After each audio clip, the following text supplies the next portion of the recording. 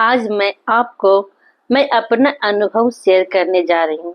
जब मेरी शादी हुई थी और मैं ससुराल आई थी, उस वक्त की बात बता रही हूँ। मैं सुबह सबसे पहले जब फ्रेश होकर किचन जाती थी और सोचती थी कि आज नाश्ते में क्या बना दूँ। मुझे समझ में नहीं आता था। किचन जाते ही हर समय सोचती थी, आज नाश्ते में क्या बना दूँ। तो मेरी माँ क्या करती थी, सुबह सबसे पहले दाल लाकर रख देती थी भिगोकर नहाने के पहले, ताकि सभी शामिल हो किचन में। उस वक्त ये ना सोचे कि आज नाश्ते में क्या है।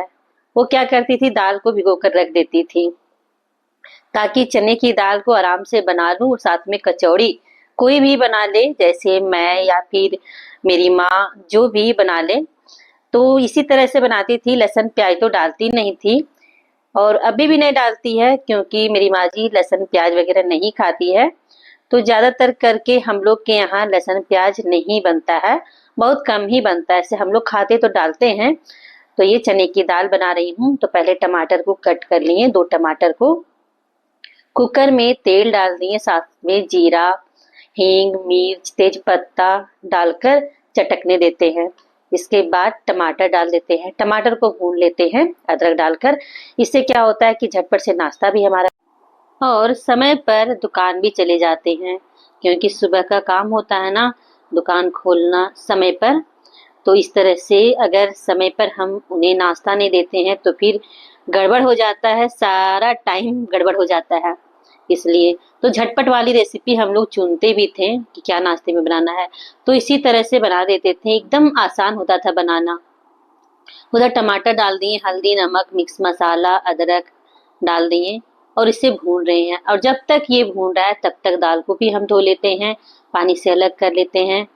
और इधर ये भून भी रहा है और इधर का काम भी हो रहा है, ताकि फटाफट से बन भी रहा है।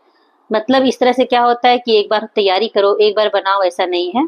साथ साथ में तैयारी भी हो जाता है और बन भी जाता है। इस तरह से फटाफट बन भी जाता है। और चना दाल जब भिगा हुआ रहता है तो तुरंत बन भी जाता है। गैस को कम कर देते हैं। इधर हरी धनिया को काट लेते हैं। हरी धनिया डालने से अच्छा लगता है, इसे लहसुन प्याज वगैरह नहीं डालते हैं तो ये नाश्ता ना एकदम फटाफट से बन जाता है। एक जरा सा भी टाइम नहीं लेता है बनाने में। इधर तुरंत आटा लगा लेते हैं। आटा को लेते हैं, आटा को छानते हैं और आटे में अजवाइन, कलौंजी, नमक और मोइम डाल देते हैं और तुरंत इसका डो लगा देते हैं। लेकिन हाँ, हार्ड डो लगाते हैं, जैसे कचौरी वाला, तभी इसका टेस्ट आता है। इसे पूरी वाला डो नहीं लगाते हैं, कचौरी वाला, इससे खस्ता करारा बने और खाने में भी अच्छा लगे। तो इस तरह का नाश्ता सभी को पसंद भी आ जाता है और फटाफट से खा भी लेते हैं। बच्चे को भी बहुत पसंद आता है। तो आटा भी थोड़ा टाइट रहता है तो थोड़ा सा मेहनत लगता है इसे डो लगाने में। और ज़्यादा पानी डाल देंगे तो करारी कचौरी नहीं बनती है, सॉफ्ट बन जाती है। तो करारी कचौरी बनाने के लिए आटा को थोड़ा सा हार्ड लगाना पड़ता है।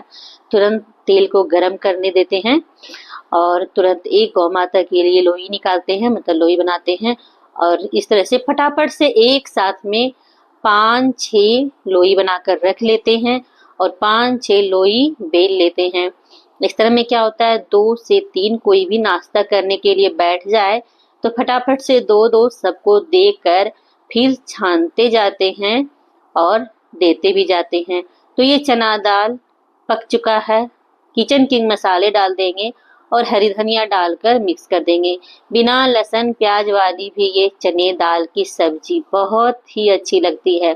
तो अगर कुछ भी सब्जी वगैरह नहीं होता है तो इस तरह का नाश्ता हमारे यहाँ बन ही जाता है। और एक दिन की बात नहीं है, ये हमेशा बन जाता है इस तरह से। जैसे क्या होता है कि पराठे वगैरह खाते खाते भी बोर हो जाते हैं, लेकिन इस तरह से एक जरा सा भी बोर नहीं होंगे और इस तरह से बनाएंगे तो बच्चे भी आपके खाएंगे। और ऐसा नहीं कि इसमें ज्यादा तेल पीता है, ऐसा कोई बात नहीं है। आटा का कचौरी है और जितना हम पराठे में तेल लगाते हैं उतना ही तेल इसमें भी लगता है, ज्यादा नहीं लगता है। तो इसी तरह से सारे बेलते जाएंगे 5-6। और इस तरह से क्या होता है, 1-2 रहते हैं तो फटाफट से एक बेल रहे हैं, एक छान रहे हैं और एक सर्व भी कर रहे हैं, ऐसा होता है। तो जहाँ ज्वाइंट फैमिली होता है वहाँ इस तरह की चीजें होती है और जहाँ सिंगल है वहाँ तो फिर कुछ भी नहीं चलो जैसे बना रहे हैं वैसे चल रहा है, लेकिन जहाँ आपके पास फैमिली हो वहाँ पर नाश्ते में सोचना ही पड़ेगा कि झटपट वाला हमें नाश्ता बनाना है ताकि सभी अच्छे से खाकर दुकान भी चले जाए। तो ये एक छोटा सा टुकड़ा दिए हैं, एक अग्निदेव के लिए समर्पित है। इस तरह से कढ़ाई चढ़ाते हैं तो एक पहले बनाकर अग्नि में डालते हैं। पहले चूल्हा हुआ करता था तो डालते थे, तो इसलिए आदत है। तो चलो एक गौ माता के लिए अब जो बनेगा सो फुल फैमिली खाएंगे। तो चलिए इसी तरह से तलते जाएंगे और निकालते जाएंगे। पता नहीं ये नियम अभी हर कोई करता है या नहीं, नहीं पता, लेकिन ये शुरू से देखते आ रहे हैं तो ये हम लोग करते ही हैं। तो चलिए ये कचौरी फर्स्ट वाला बन गया, अब सेकेंड इसी तरह बनेगा और इसी तरह गर्मा गर्म कचौरी तलते जाइए और सर्व करते जाइए, अच्छी लगती है। तो बिना लेट किए चलिए तलते जाएंगे और सर्व करते जाएंगे। तो ये हमारा चौथा कचौरी बनकर तैयार हो गया। चलिए सर्व करते हैं बिना ठंडा किए हुए, क्योंकि गरम गरम कचौरी रहती है और गरम गरम ये चने दाल की सब्जी खाकर मजा ही आ जाता है। और साथ में ये खट्टी कुच्चा, आम का कुच्चा, जब कचौरी रहती है और कोई सब्जी रहती है तो साथ में अचार, कुच्चा, खट्टी चीजें ज्यादा अच्छी लगती है। तो एक लाइक जरूर से कीजिएगा हमारी वीडियो।